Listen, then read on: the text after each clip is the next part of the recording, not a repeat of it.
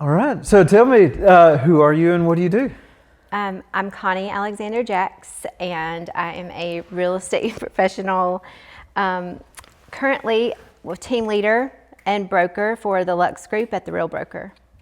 All right. And you are married to Stephen Jacks, who we've done a video with before. Yes, yes. Yeah. So.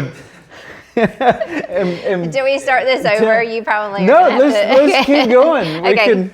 Okay. So who is this? This is Danny. Danny is my shadow. I call him my soul dog because he has this way of staring at you in the eyes where it's just like, he knows what you're thinking. So. Oh yeah, he was giving me that look earlier. Yeah. And I love it.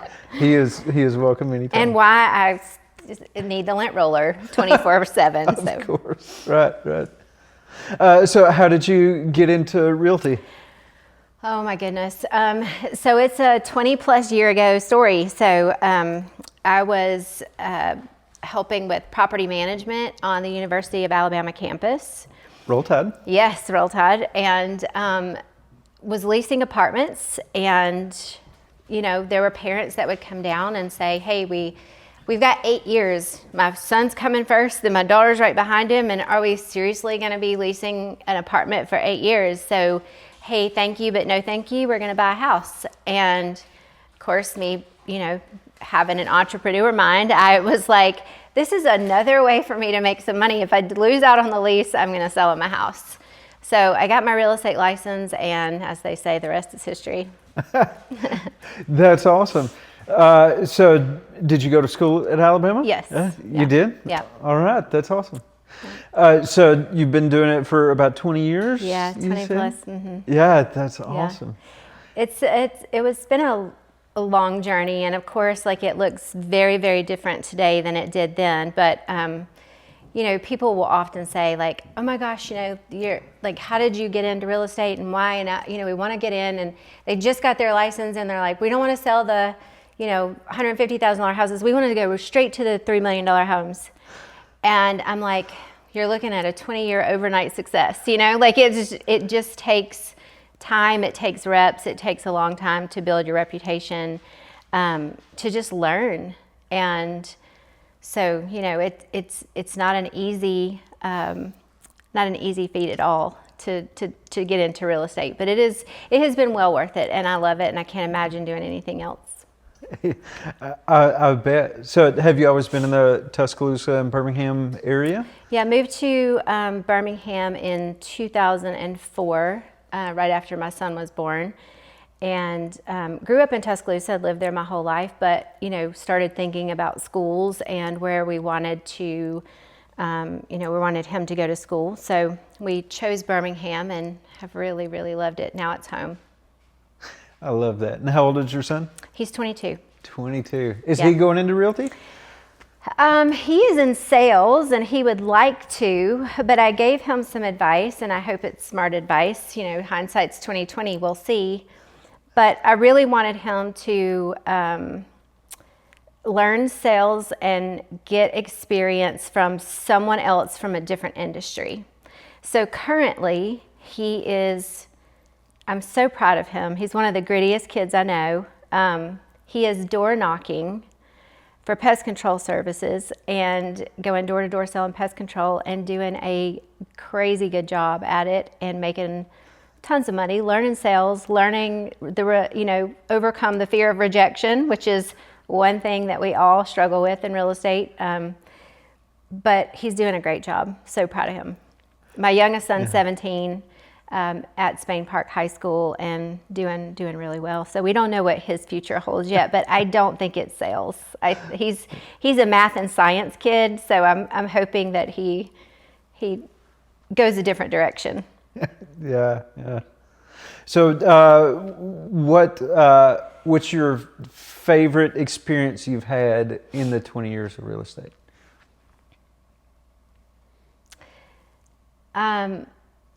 I had a first-time home buyer that I had worked with. He and his wife, they were living in a hotel.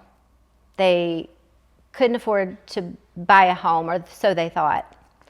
And they had been living in a hotel, and they reached out to me to look at homes, and we went through the whole process with them of qualifying them and getting them matched up with a great loan officer who could help them restructure their finances in a capacity that would bring them success and ultimately get to buying a home. And it was about a year-long process, but looked at homes, found them something. It was a bumpy ride to get to the finish line, but seeing him cry at the closing table, like I still get emotional thinking about it, because he's just like, he's the epitome of like why we do what we do.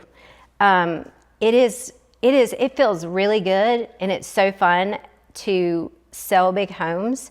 But at the end of the day, when we can help people accomplish their goals, that's what I do this for. I love that so much. You've gone through selling multi-million-dollar houses and literal army forts, and the most impactful thing to you is helping that family that was living in a hotel. Yeah. That's a wonderful thing. That's really wonderful.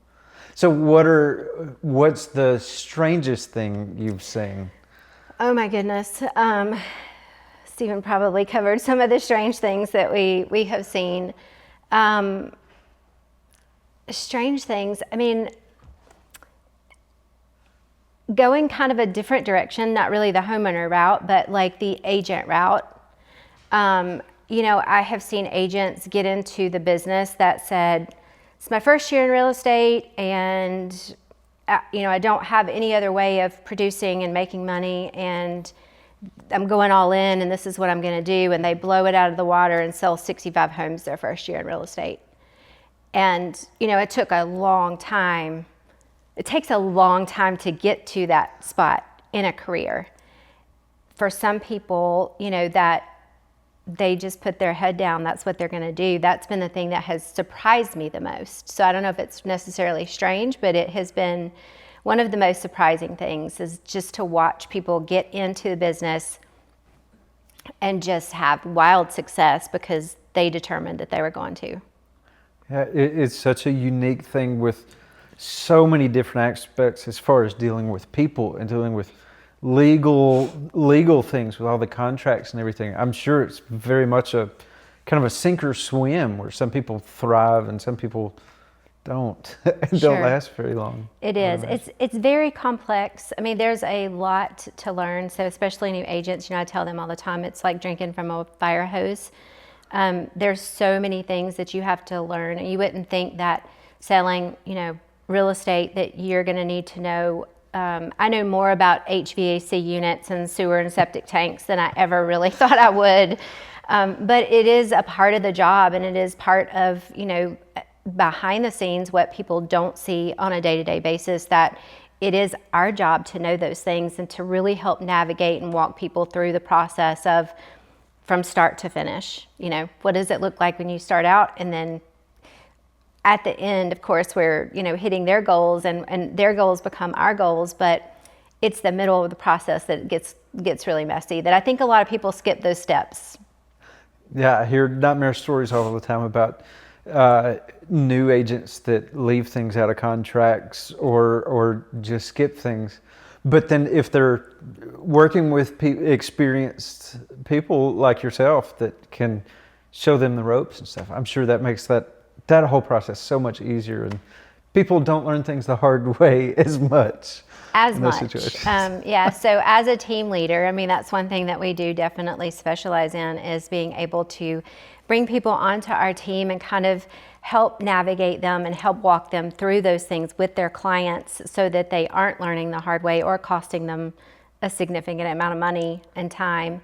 And that's our goal. You know, my goal honestly is, you know, people development and helping them to grow and to learn real estate and to not make the same mistakes that we've made along the way. So hopefully it benefits everybody. So your husband Stephen works with you, also doing real estate. Can you talk about some of the pros and cons of the two of you working together? So, I mean, I think you know, it's so fun getting to work with him, first of all, because I have to say, I don't know that many people that could put up with me 24/7. So I have to, first of all, give him kudos for for that. But, you know, we can be together all day and not have had a conversation. So it is really a lot of work when we get together. We have to purposefully be intentional about our together time, because you take for granted, like the time you're just sitting in the car with each other and we're both he's on the phone, I'm working on the computer, we're literally driving down the road. That's not together.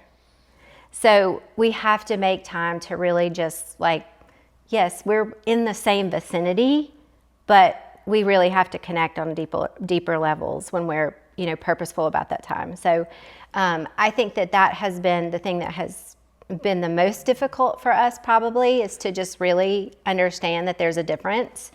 And then, but I don't know, I cannot imagine not working with him. We have so much fun together, and it does make things more meaningful. When we see a plan come together that we know we both had a hand in, it's very rewarding. Yeah.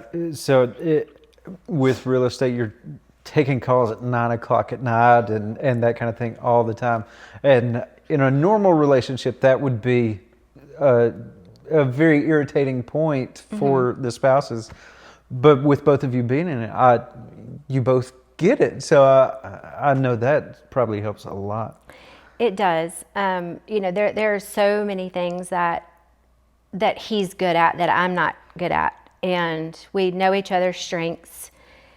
He covers for me more than, anybody else probably could on so many things, because, first of all, I'm not taking calls at 9 o'clock at night. I'm probably asleep. I get up pretty early, but, he'll stay up and field those things. But it's really good. We tell our clients and our agents, we're interchangeable. So if you can't get me, you can get Stephen. If you can't get Stephen, you can get me. Being able to, since we are around each other so much, a lot of times finish each other's sentences. So, I know that when he's with our clients, they're in great hands. I know when he's with our agents, they're in great hands, and hopefully he feels the same. I love that. So in working with luxury real estate, I know you see a lot more unique things in homes than the standard home. What are some of the unique, surprising things you've seen in some of these properties? The indoor pool. I love the indoor pools, saunas, just the statues, the light fixtures. There are so many, the art. I mean, I could go on and on and on. The outdoor statues, the fountains. There's just so many beautiful aspects of luxury real estate that we are blessed to be able to work in and be able to teach other people about too. Yeah. Have you, I got to ask, have you ever sold a house that has a recording studio built into it? Not yet, but potentially. Okay. we have something in the works. I think, some of the things we can talk about, some of the other things we can't. So potentially, yeah. Okay, all right. Yeah, because I'm an audio engineer and I have a little studio in our basement. So I always love seeing real estate pop up in Atlanta and Nashville that has studios. I love that. Yeah, that's one thing that really does appeal to me too, is that I think it would be so fun to work in a different market, like say, oceanfront properties or properties that you see in Franklin and Nashville, because equestrian farms or, like you said, recording studios, things like that. Those things always really kind of get my blood pumping, because it's something that we haven't done before, and it's always really exciting. Yeah, I love that. So I know you have a very demanding job, you and your husband both.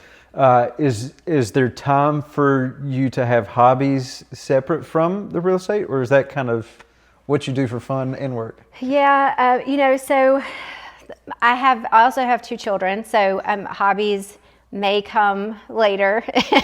But I love Pure Barre. It's kind of where it's an exercise program. It's a great release for me to just be able to walk in, put my phone away, not take any phone calls, and you can't think about making the grocery list while you're in there like a typical gym or something that you go to, because if I'm ever on the treadmill or the elliptical or whatever, I'm thinking about all these things, right? I'm trying to work while, on my phone while I'm on the elliptical.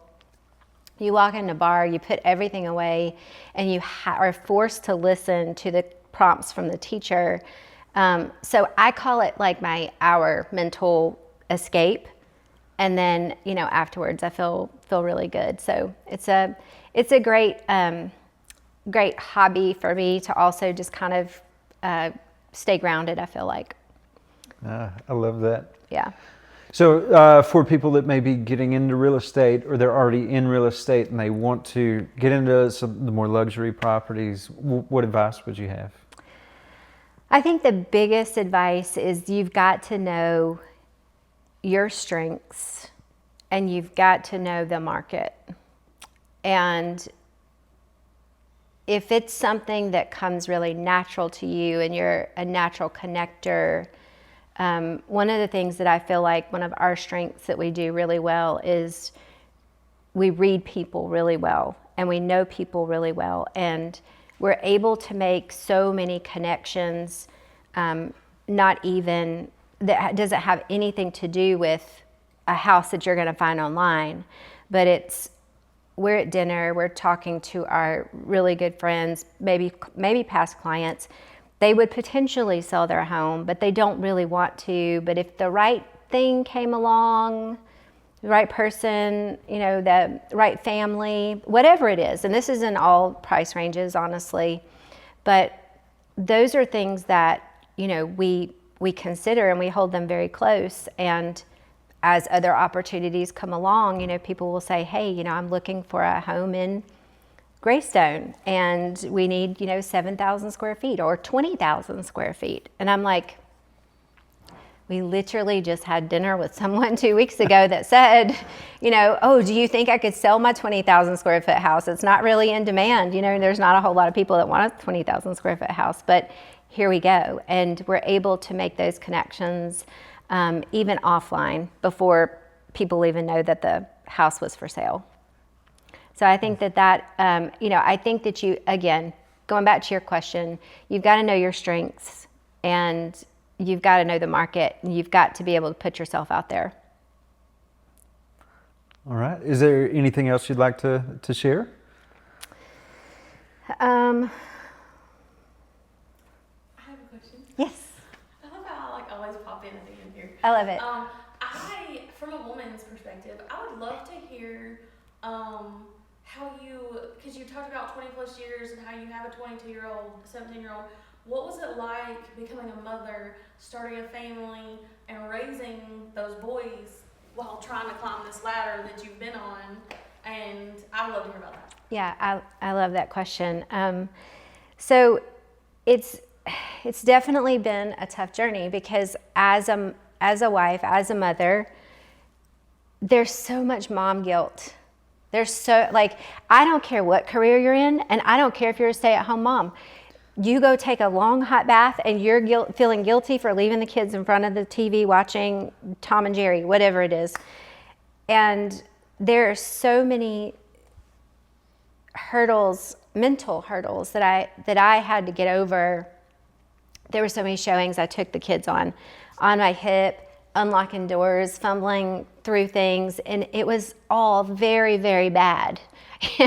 But there's so much grace with people, because it's the human component of just caring about other people, right? And so I'm showing up, the child's crying, they're on my hip, and my clients have just been they've given me so much grace over the years, and it's just such a beautiful thing. And it just makes me want to turn around and be able to do that for somebody else, or to encourage them through, the very same situations. We do have a lot of, young moms that come to me and say, I've always dreamed of doing real estate. But I've got these young kids, and I'm just going to have to put my career on hold. And it's a little bit sad for me, because I don't want that dream to die in their heart. So many times it will. And I think if they would just take the chance, and even if it's 1, 2, 3, 4 homes every now and then a year, it's still something that gives them meaning and gives them purpose and makes them feel like, you know, they could be self-sustaining and self-sufficient. It was really important for me to always be self-sufficient. I wasn't always, but going through kind of a messy divorce and trying to figure out what life looks like and how I'm going to take care of my kids, that was the biggest motivator for me to make sure that they were fine and they were taken care of. And, you know, it prompted me to get up every day and work really hard for them. I love that. Set an example for them. Yeah. And I imagine you never imagined that you would meet your husband and start, I don't know, an empire, I guess, as you will, with him. And I think that's great. I love that. Yeah. I think that's pretty cool. I would love to hear your point of view of meeting Stephen as his realtor. So Stephen reached out and wanted to see a few condos. And of course, like, you know, we spent 2 days in February, cold, wet, rain, much like the weather we have right now, you know, just looking through, looking at homes. And it was never on my radar that this could have been a thing. And lo and behold, here we are. You know, it just worked out, and I'm so grateful that it did. You definitely don't get into real estate thinking that you're going to meet. You get into real estate thinking you're going to meet creepy clients at homes who are going to stalk you, and that's kind of what happened. But it said that he wasn't the creepy client. So you're a creepy client that stalked her. Wound up being my husband, and so it was one of the greatest things. But well, I love y'all's passion for, especially yours. Not that he didn't have passion too. But I love your passion for the people, which he did speak on that as well too. Because I definitely can't relate to that as much in that aspect. I can in other aspects, but I love how y'all are, and I feel like how you're talking about the homes.